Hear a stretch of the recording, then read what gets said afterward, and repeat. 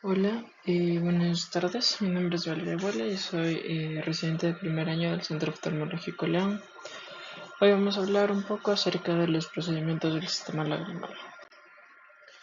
Para empezar, vamos a hablar del test de Schimmer. El test de Schimmer es una medida del volumen acuoso de las lágrimas. Este es un indicador indirecto de la producción lagrimal. La prueba es útil en cualquier paciente que tenga síntomas de ojo seco, como ardor, sensación de cuerpo extraño, lagrimeo o picazón. El test de Schimmer también es de ayuda para documentar pseudoepífora, que es el lagrimeo excesivo debido a una estimulación secundaria lagrimal por el ojo seco. Hay tres variantes del test de Schimmer. El Schimmer 1, que mide el reflejo total de los niveles secretorios básicos, ya que no se utiliza anestesia. La prueba de secreción básica, que es realizada posterior a la instilación de anestesia tópica. Y mide el nivel secretorio básico de la lágrima mediante la eliminación del reflejo del lagrimeo, que es producido por la estimulación corneal. El Shimmer 2 mide la secreción lagrimal refleja y es realizada instilando anestésico tópico e irritando la mucosa nasal sin anestesia con un aplicador de algodón. Para la técnica del test de Shimmer 1 se va a doblar la punta de las tiras para el test aproximadamente 5 milímetros del margen. Sujetando la tira de la base, pídale al paciente que mire hacia arriba, retraiga el párpado inferior e inserte la tira en el fornix inferior, colocando el doblez en el borde del párpado. Coloque la tira en el tercio lateral del párpado y una vez colocada, el paciente debe cerrar suavemente los ojos. La prueba se realiza por 5 minutos hasta que la tira esté completamente húmeda. Retire luego la tira y mida la cantidad de humedad utilizando la regla milimetrada desde el borde doblado. Para la prueba de la lactoferrina, esta prueba va a medir la concentración de la proteína lactoferrina en la lágrima. La concentración de esta se reduce mientras que la glándula disminuye su función. Esta prueba va a proveer una medida objetiva de la calidad de las lágrimas producidas por la glándula lagrimal.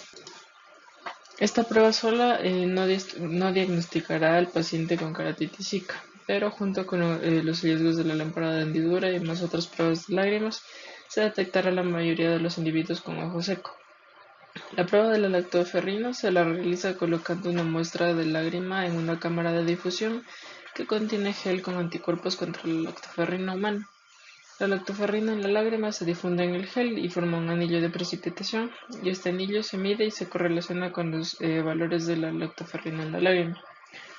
Para realizar la prueba se va a tirar del párpado inferior exponiendo la conjuntiva palpebral inferior. Utilizando el forceps vamos a remover el disco de papel del contenedor y lo colocamos en la región temporal de la conjuntiva palpebral. Repetimos y luego repetimos en el ojo contralateral. Luego de 5 minutos, cuando el disco se encuentre completamente humedecido, lo retiramos. Secamos el disco en el papel alrededor del gel para retirar el exceso de lágrima y lo colocamos en la cámara de gel que corresponde con cada ojo. Luego de 3 días se mide el diámetro del disco formado en milímetros. Utilizando la tabla de conversión se determina la concentración de lactoferrina. La concentración de lactoferrina normal o promedio es de 1,42 miligramos sobre mililitro. En cuanto a la regurgitación puntual a la palpación del saco lagrimal, una obstrucción a nivel del drenaje lagrimal puede afectar la excreción de las lágrimas del ojo, causando epífora o desbordamiento de las lágrimas a la mejilla. Este es indicativo de un mal funcionamiento del drenaje lagrimal. Las causas de esta obstrucción pueden incluir malformaciones anatómicas, residuos obstruyendo el canal nasolagrimal, infecciones de tejidos adyacentes o del saco lagrimal. La estasis resultante del fluido puede llevar también a una infección e inflamación del saco lagrimal. La palpación del saco lagrimal es una prueba útil en los pacientes con sospecha de acrocistitis y ayuda al examinador a sentir el saco lagrimal y explorarlo para ver si hay presencia de nódulos o bultos. Para realizar la técnica con el paciente sentado detrás de la lámpara de hendidura, vamos a colocar el dedo índice en el ligamento cantal medial para que se encuentre sobre el cuerpo del saco lagrimal. Presionamos suavemente sobre este punto observando si sale alguna secreción del punto lagrimal. También se puede hacer el uso de un aplicador de algodón en lugar del dedo para aplicar esta presión. Con una presión leve, en algunas ocasiones puede salir abundante pus. En cuanto a la dilatación y la irrigación lagrimal, La epífora puede estar causada por un bloqueo funcional del sistema excretor lagrimal, llevando a un mal drenaje de la lágrima. La dilatación e irrigación lagrimal puede abrir este bloqueo, causando la liberación de un tapón o residuo de mucosa que se encuentra bloqueando el canal lagrimal. Los instrumentos que se utilizan para este procedimiento son la jeringuilla, dilatadores y la cánula lagrimal. Para preparar la jeringuilla, retiramos el émbolo y llenamos esta con solución salina, y para evitar que se formen burbujas, la jeringuilla debe estar llena hasta arriba de solución antes de insertar el émbolo.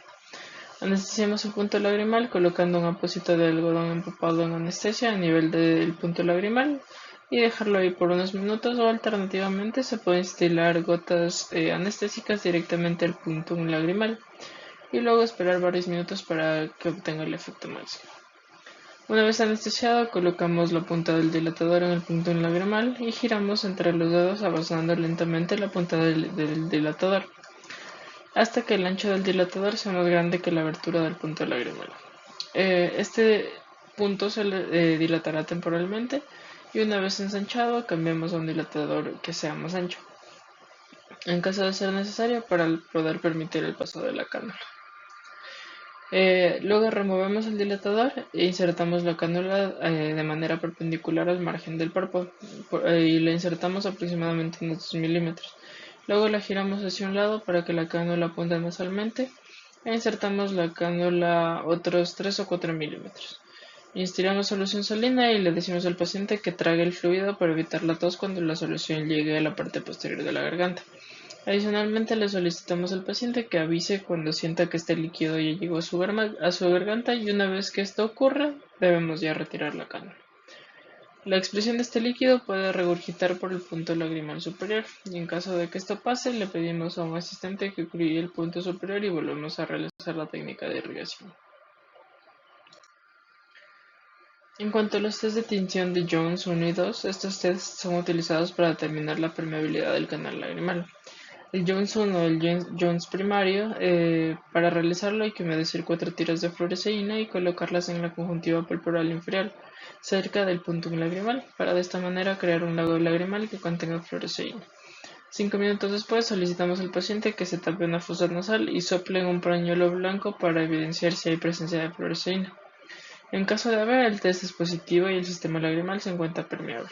Si no hay fluoresceína, esperamos 5 minutos y repetimos la prueba. Y si aún no es evidente, colocamos un aplicador de algodón aproximadamente a 1 centímetro dentro de la nariz, en el cordete inferior, y lo dejamos ahí por 10 segundos. Observamos otra vez si hay fluoresceína en el aplicador, y en caso de no haber, vamos a dar un pequeño masaje en el saco lagrimal y solicitamos al paciente que otra vez sople o suene en el pañuelo, y si aún es negativo, puede existir un bloqueo funcional de la vía lagrimal y se debe realizar el test de Jones 2, irrigando en el canalículo inferior con solución salina. Y luego de irrigar esta solución, solicitamos nuevamente al paciente que sople en el pañuelo o con la técnica del aplicador, y examinamos en la lámpara de Burton para ver si hay la presencia de fluoresceína.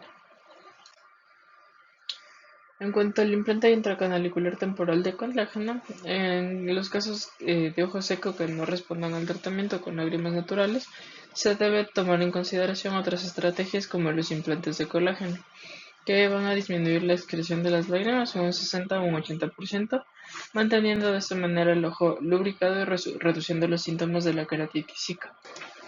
Los implantes son temporales y se disuelven en 7-10 días. Para colocar estos implantes, vamos a preparar al paciente anestesiando cada punto lagrimal e instilando las gotas en el orificio. Sujetamos los implantes con una pinza de joyero y con la mano contraria tiramos del párpado para exponer el punto lagrimal. Acercamos el implante lentamente mediante las pinzas y alineamos con la abertura del punto.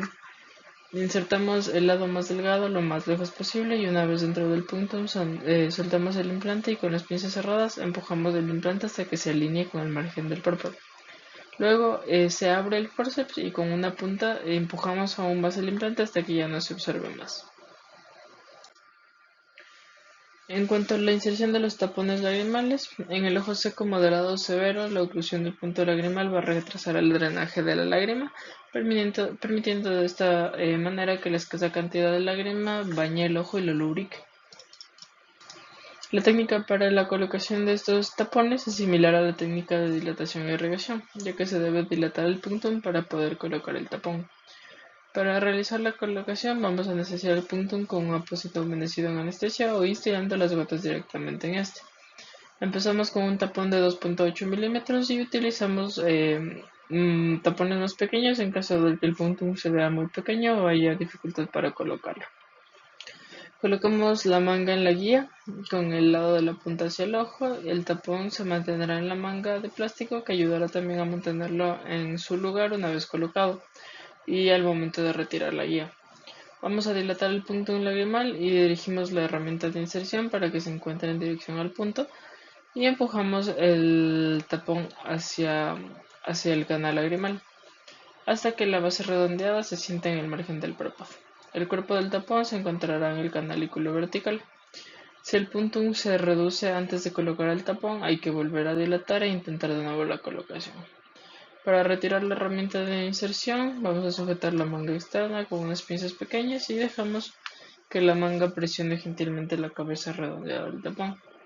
Esta presión va a mantener el tapón en su lugar mientras se retira la herramienta de inserción. Luego vamos a mover la manga y verificamos que el tapón se encuentra completamente insertado. Si por alguna razón se requiere retirar el tapón, lo vamos a hacer unas pinzas, mediante unas pinzas y vamos a sujetar el tapón por debajo de la cabeza redondeada y retirarlo.